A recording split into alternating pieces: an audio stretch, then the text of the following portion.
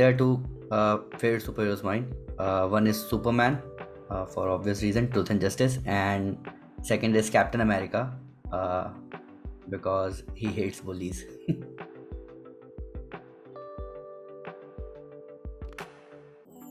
Marvel के पास upper hand है, क्योंकि उन्होंने उन्होंने जल्दी स्टार्ट किया अपना सिनेमैटिक यूनिवर्स। अभी के टाइम पे अगर देखा जाए तो सिनेमैटिक यूनिवर्स से पहले डीसी के पास हमेशा अपर हैंड था। उनके पास एनिमेटेड यूनिवर्स था, उनके पास कॉमिक्स थे, उनके पास बहुत सारी चीज़ें थी, गेम्स थे, और वो हर जगह एक्सेल कर रहे थे। बट सिनेमैटिक यूनिवर्स में वो लेट आए, एंड बिकॉज ऑफ दैट वो बहुत, और इवन उनका एग्जीक्यूशन भी उतना अच्छा नहीं रहा डीसी का, जिसकी वजह से मार्वल अपर हैंड जल्दी आने के साथ साथ अपर हैंड मिलते गया उनको, कि बिकॉज उनका एग्जीक्यूशन अच्छा नहीं है, वो वेल फॉर्म्ड नहीं है, वेल प्लान नहीं है, तो लोग अब मार्वल को फेवर करते रहे कि हम मार्वल ही देखते रहेंगे। सिनेमैटिक यूनिवर्स होने के बहुत फ़ायदे भी होते हैं कि अगर कोई एवरेज मूवी भी होगी तो वो एक सिनेमैटिक यूनिवर्स में एपिसोड की तरह ट्रीट करा जाएगा उसको, और लोग एपिसोड मिस नहीं करते। तो मार्वल ऑब्वियसली अभी अपर हैंड है मार्वल का। और डीसी के पास अभी बहुत, अगर डीसी ने अभी रिबूट किया, उन्होंने रिबूट किया अभी हाल फिलहाल, और रिबूट करने के साथ अब ये है कि वो और पीछे हो गए हैं। जो वो कैचअप कर सकते थे जल्दी, अब उनको आई गेस मिनिमम कह सकते हैं 6-7 ईयर्स लग जाएंगे।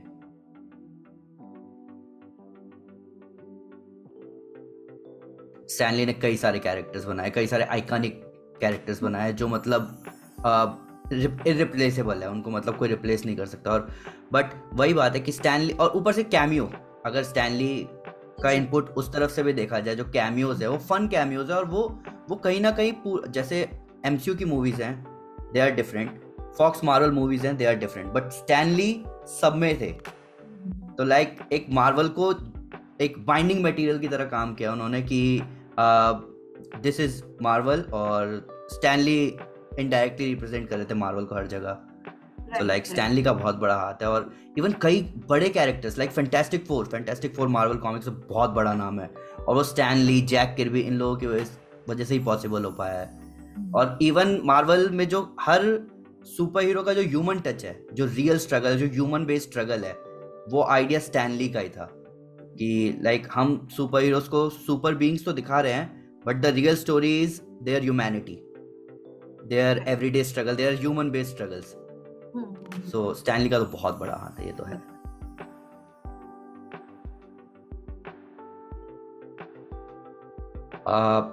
फेज 4 अभी खत्म हुआ है ब्लैक पैंथर वकांडा फॉरएवर के साथ। फेज 5 शुरू हुआ है एंटमैन द वास्प क्वांटममेनिया के साथ। एंड कैंग का इस मूवी में दिखना, कैंग का पहली बार मूवी में दिखना, जो कि पूरे मल्टीवर्स सागा, जो फेज 4, 5, 6 का सबसे बड़ा विलन है, एंड गेम का जो विलन, जो फाइनल जो सीक्रेट वॉर्स होगी उसका जो विलन है, वो है कैंग। और अगर वो इसमें दिख रहा है तो ये बहुत बड़ी बात है। अभी हाल फिलहाल कुछ हमने पोल्स करवाए थे अपने प्लेटफॉर्म पे, और वहाँ हमें पता चला कि लोग एंटमैन द वास्प क्वांटममेनिया के लिए उतने हाइप्ड अप नहीं है, जबकि as a comic book reader myself, मेरे हिसाब से इसकी हाइप बहुत ज़्यादा होनी चाहिए थी, जो कि अभी हो नहीं रही है, शायद इसलिए क्योंकि लोग एंटमैन को उतना बड़ा कैरेक्टर मानते नहीं है। But for me, for a Marvel fan, बहुत ज़्यादा हाइप है।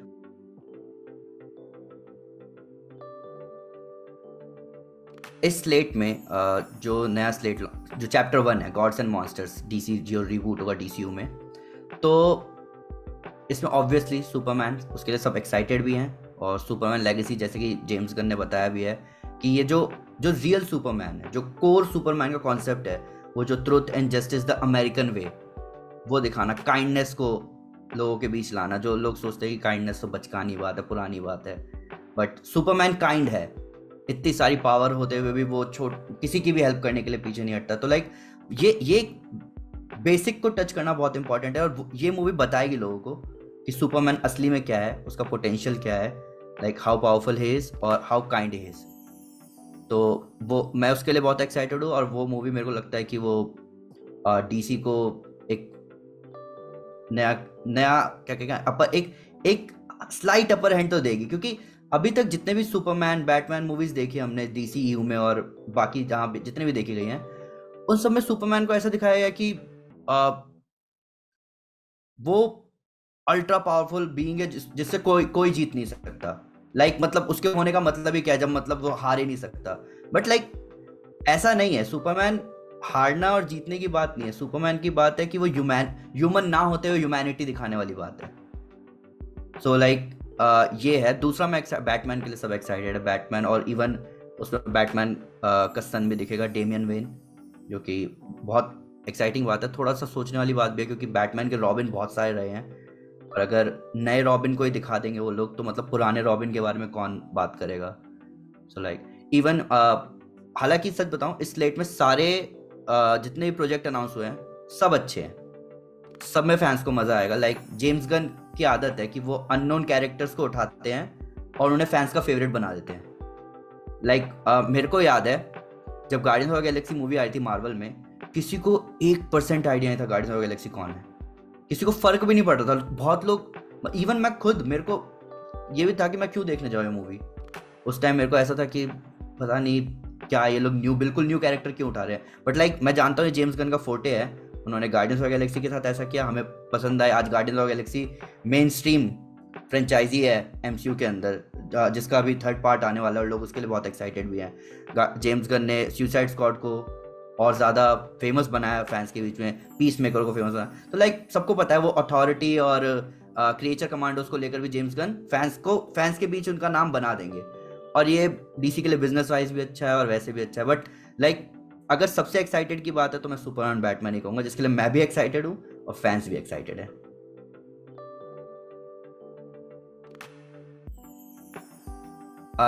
जब वो मूवी आई 2016 में, I know that was rival for Marvel Civil War, क्योंकि सिविल वॉर ही 2016 में आने वाली थी, एंड दे वर कि हमें भी ऐसा कुछ निकालना है।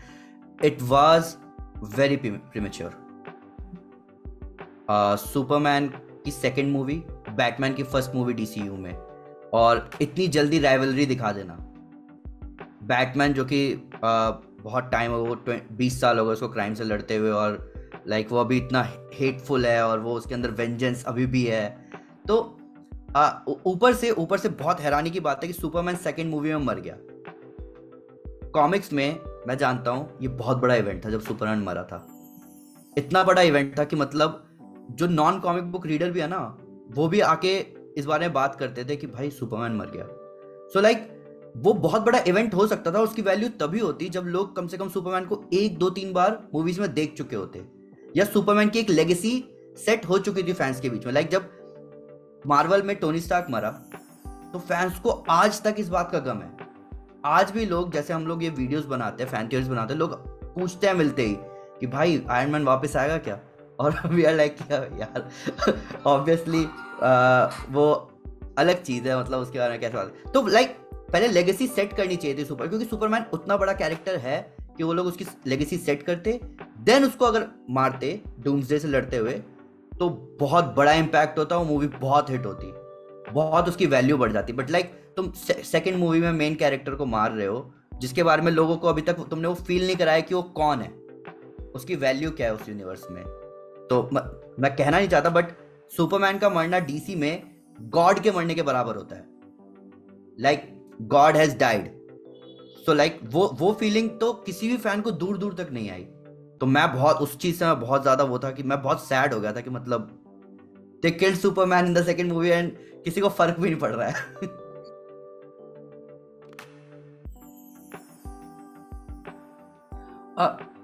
सुपरमैन जो इतना पावरफुल है, उसकी एक वीकनेस भी है, द क्रिप्टोनाइट जेम।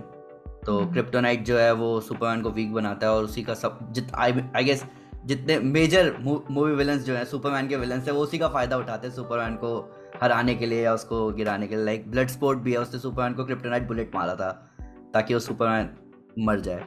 बट उस चीज़ को भी साइड रखते हुए, अगर बैटमैन से सुपरमैन ने वो बैटल देखी जाए, सुपरमैन मारने के इंटेंट से नहीं लड़ रहा था। अगर सुपरमैन सही में मारने के इंटेंट से लड़ता ना, तो वो जगह ही नहीं बचती। बैटमैन तो बहुत दूर की बात है। सेकेंडली, बैटमैन मारने के इंटेंट से लड़ रहा था। सो वो पूरा ऑल इन था फाइट में, जबकि सुपरमैन ऑल इन नहीं था। उसको पता था कि उसको अपनी मदर को बचाना है एंड कई सारी प्रॉब्लम्स से उससे डील करना है। सो ये भी था। पर रियल सेटिंग में ना बहुत चांसेस है कि सुपरमैन, मतलब अगर लॉजिकली देखा जाए, लाइक एक पर्सन है, उस पर क्रिप्टोनाइट है और वो थ्रेटन कर रहा है सुपरमैन को मारने के लिए, सुपरमैन थोड़ा सा पीछे जाएगा और उस जगह को ही उड़ा देगा। लाइक वो ह्यूमन है वो कहाँ से बचेगा उससे।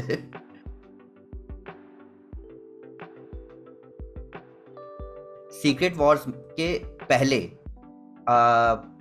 क्या सुपीरियर आयरन मैन आता है एंड लाइक वो सबको, superior iron man evil version है आयरन मैन का, और उसको सब पकड़ के रखते हैं कि भाई ये क्या हो रहा है हमें बता। So like superior iron man, and मैं भी एक्साइटेड हूँ, मेरे को पता है रॉबर्ट डाउनी जूनियर अगर अच्छा आयरन मैन बन सकता था तो इवल आयरन मैन तो बहुत ही बढ़िया बन सकता है। सो लाइक मैं एक्साइटेड हूँ, बट श्योर नहीं हूँ मैं कि मतलब वो आएगा, बट सेंस बनता है सुपीरियर आयरन मैन के आने का story wise.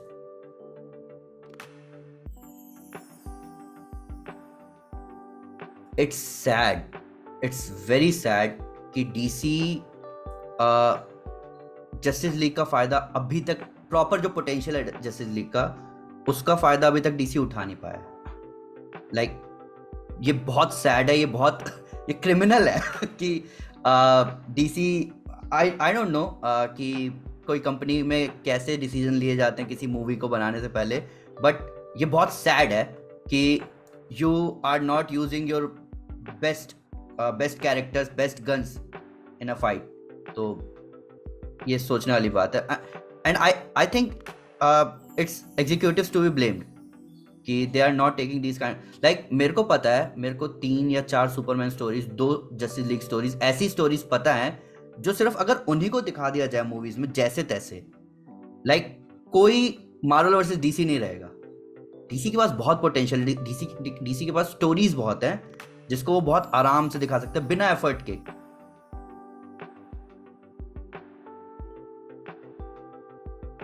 Marvel never listens to their fan, they never. कोई भी मार्वल फैन नहीं चाहता था कि शी हल्क पे कोई सीरीज आए। मार्वल ने कहा हम लाएंगे, हमने प्लान कर रखा है, हमें लाना है। मार्वल ने कहा कि हमें आयरन मैन चाहिए, मार्वल ने कहा नहीं हम मार रहे हैं। सो लाइक मार्वल को फर्क नहीं पड़ता, and this is good for us, for fans, कि ऑल हमें वही मिलेगा जो हमने कभी एक्सपेक्ट नहीं किया।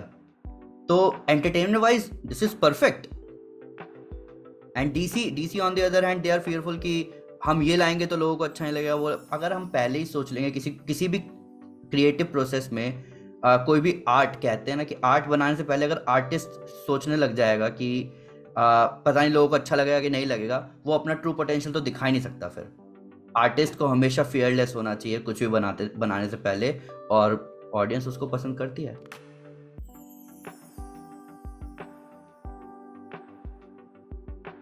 ओके, ये मार्वल स्टूडियोज़ की, मतलब मार्वल स्टूडियोज़ जो मार्वल सिनेमैटिक यूनिवर्स में काम करते हैं, जो मूवीज़ लाते हैं, उनकी सबसे बड़ी प्रॉब्लम यही है कि उनको हमेशा हाइप और एक्सपेक्टेशन को मैनेज करना है। हर मूवी ऑसम लाना, और क्योंकि अगर मान लो कि एज ऑफ अल्ट्रॉन जब आई तो सबने उसको कहा कि वो इतनी अच्छी नहीं थी क्योंकि एवेंजर्स सुपर ऑसम थी, क्योंकि ऑडियंस ने कभी एवेंजर जैसी मूवी देखी नहीं थी, तो उनको वो एवेंजर देख के मज़ा आ गया। Then they are like, Avenger movie जब दोबारा दिखाई गई और उनको सेम फीलिंग नहीं आई, तो दे आर लाइक कि मज़ा नहीं आ रहा। और मार्वल का यही काम है कि वो हाइप और एक्सपेक्टेशंस को मैनेज करते हैं। Phase 4 was more like palate cleanser, कि एंड गेम की जो हाइप और जो क्या कहते हैं ऑसमनेस है वो यहाँ तक रीच कर गई, एंड मार्वल न्यू कि इसको शैटर करना ना अभी अच्छे खासे टाइम तक तो इम्पॉसिबल है। इवन अगर वो शैटर कर भी देते हैं ना तो उससे आगे बढ़ना और इम्पॉसिबल है। So like they came up with these origin movies in phase 4, and I believe कि उन्होंने अच्छा किया कि वो एवेंजर्स मूवी नहीं ला रहे अब जल्दी, कि वो अपना टाइम ले रहे हैं और आराम से, आई गेस 2025 में आएगी कैंग डायनेस्टी। तो the Avengers the Kang dynasty, Avenger movie इतनी दूर है, 2019 आई थी लास्ट, 2025, अब 6 साल का गैप।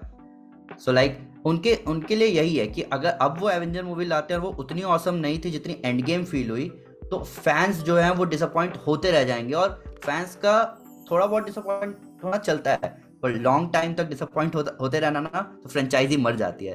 तो लाइक मार्वल को अब यही करना है कि उनको हाइप और एक्सपेक्टेशन को मैनेज करते हुए आराम से सीक्रेट वॉर्स में जो भी मेजर असेंबल्स करने हैं, लाइक फैंस को तड़पाना कि अभी नहीं दिखाएंगे तुमको असेंबल, अब वेट करो, अब आराम से देखना। तो ये इंपॉर्टेंट है और ये अच्छा है, और वो कर सकते हैं, बहुत आराम से कर सकते हैं। लाइक मैं जानता हूँ, हम सभी जानते हैं कि मार्वल के पास अपने सारे कैरेक्टर्स के राइट्स नहीं थे, और अभी 20 एंड गेम के आने के बाद कैरेक्टर के राइट्स आए हैं मार्वल के हाथ में। लाइक अभी वो क्या कहते हैं, एंड गेम लेवल मूवीज कम से कम मिनिमम 9-10 बार तो वो बना ही सकते हैं। लाइक एवेंजर्स वर्सेस एक्समैन ला सकते हैं, वो एनाइलस सागा ला सकते हैं, वो थंडरबोल्ट सागा ला सकते हैं, म्यूटेंट सागा ला सकते हैं, अभी बहुत सारी स्टोरीज हैं। तो उन्होंने वो चीज़ अचीव करी जब उनके पास कैरेक्टर्स नहीं थे, तो अब तो मतलब बहुत कुछ हो सकता है इस टाइम।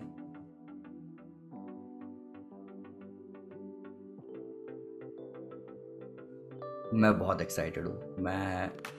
मैं उस मिनट से एक्साइटेड हूँ जिस मिनट ये अनाउंस हुआ था कि Disney is going to buy Fox, and I was like यही तो चाहिए था। यही यही यही एक फैन को लाइक मैं ये चीज़ें फॉलो कर रहा हूँ, लाइक हार्डकोर जो फॉलोइंग है वो मैंने कॉलेज से शुरू किया। एंड लाइक उस टाइम पे ये था कि मेरे को पता था, मेरे को जैसे ही पता चला कि अरे सारे कैरेक्टर्स नहीं है डिज्नी के पास, मार्वल के पास फॉक्स के कैरेक्टर्स नहीं है, स्पाइडरमैन नहीं है, सोनी के कैरेक्टर्स नहीं है, तो लाइक मैं कहा कितना अनफेयर है ये अच्छा नहीं हो रहा है। बट लाइक जिस टाइम फॉक्स को परचेज किया डिज्नी ने, मैं कहा ओके, अब now sky is the limit. और डेडपूल, जो डेडपूल 3 है जिसमें वुल्वरीन आ रहा है डेडपूल के साथ, वो भी मार्वल सिनेमैटिक यूनिवर्स में। लाइक इतने लेयर्स है यहाँ पे ऑसमनेस के कि कोई डिफाइन नहीं कर सकता। बट वही है कि वो कितना इस मूवी को फ्रेंचाइजी से जोड़ेंगे और कितना वो डेडपूल और वुल्वरीन पे फोकस्ड होगी, ये बैलेंस करना ज़्यादा इंपॉर्टेंट है। बिकॉज फैंस तो चाहेगा कि भाई डेडपूल है, अब इसमें आयरन मैन भी ले आओ, इसमें कैप्टन अमेरिका भी ले आओ, मेरे को कैमियो पे कैमियो दिखाते जाओ। बट लाइक स्टोरी इंपॉर्टेंट है। अगर Deadpool movie at the end of the day Deadpool movie नहीं रही तो वो नुकसान है। सो लाइक हम लोग मतलब मैं और मेरे कई सारे जो दोस्त हैं जो ये चीज़ें फॉलो करते हैं, हम लोग इस बारे में बात भी कर रहे थे कि लाइक अगर वो डेडपूल मूवी ला रहे हैं तो कौन सी स्टोरी ला सकते हैं कि लगे। जैसे एक फ्रेंड ने कहा था कि वो the good the bad the ugly ला सकते हैं, जिसमें डेडपूल, कैप्टन अमेरिका, बूढ़े Captain America, old Captain America और वुल्वरीन का टीम अप हुआ था। सो लाइक वो अच्छी स्टोरी है। But at the same time अभी जब मल्टीवर्स की इतनी बातें हो रही है, और हमने जब नो वे होम में देख लिया कि जब पुराने स्पाइडरमैन आके और इतना मज़ा दे सकते हैं फैंस को, सो लाइक अब तो कुछ भी हो सकता है। अब वो पुराने फॉक्स कैरेक्टर्स को लाकर और Deadpool kills the Marvel universe आराम से बना सकते हैं, कि जिसमें डेडपूल अपने पुराने यूनिवर्स को मार के इस यूनिवर्स में आ रहा है।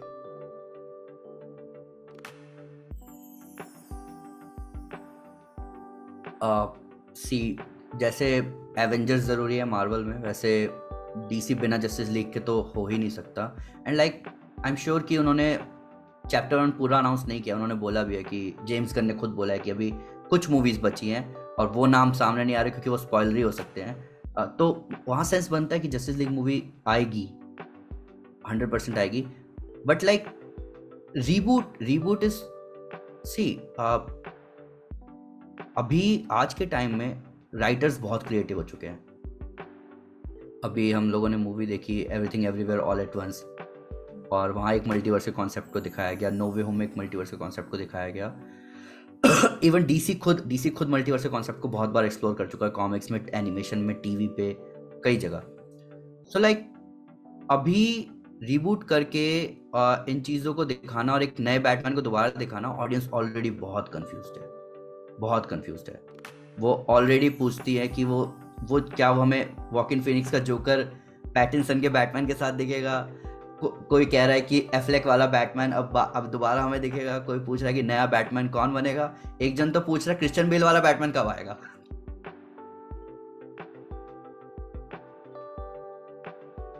डीसी को रीबूट करने के लिए they chose James Gunn and Peter Safran. I think कि उनके पास और भी बेटर चॉइसेस थी जिन्होंने पहले भी अच्छी मूवीज दी हैं। लाइक सी राइवलरीज होती हैं, एग्जीक्यूटिव्स के साथ झगड़े होते हैं, but like for creative good, for collective good collaborations करने पड़ते। तो लाइक मैं अगर ये लोग यही काम जैक स्नाइडर को दे रहे होते to reboot this whole thing, हर फैन ऑन बोर्ड होता, हर फैन खुश होता। कोई जैसे आज बहुत सारे बैकलैशेस हैं इस चीज़ को लेकर, अगर वो चीज़ होती तो कोई बैकलैश नहीं होता। बाकी अभी तो जेम्स गन का काम देख के ही लोग उस चीज़ को बता पाएंगे कि कैसा रहेगा ये नया डीसीयू, क्योंकि जेम्स गन जो है मार्वल में जब जेम्स गन थे, सो ही वाज लाइक कि मार्वल का काम करने का तरीका अलग है, मार्वल का मेथड अलग है मूवीज़ लाने का, उनके स्लेट्स ऑलरेडी डिफाइंड होते हैं एक लेवल तक, तो डायरेक्टर के हाथ में उतना क्रिएटिव फ्रीडम नहीं होता। बट इफ़ डीसी में जेम्स गन को सीईओ है डीसी स्टूडियोज के, so like let's see with this kind of freedom what kind of content we are going to see.